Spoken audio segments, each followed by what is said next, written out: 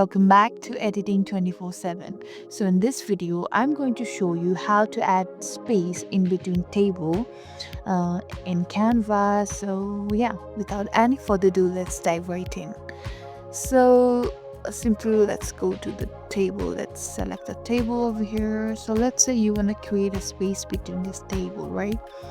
Right now, there are no space between the lines. It's just direct lines like this. Okay, I'll make it a little larger so that it's easier for you guys to see.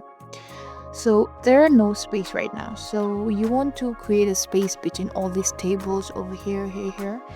Then you can simply tap into the table and go to this top section. You can see the option of color, border, and there's an option that is table spacing. Simply tap in there, and there's a cursor like slider. You can simply drag it all the way here, depending on how many space, like how much of space you want.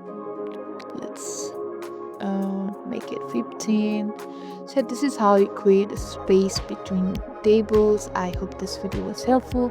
If so, don't forget to like, share, and subscribe to our channel. Thank you for watching, and we'll see you in the next video.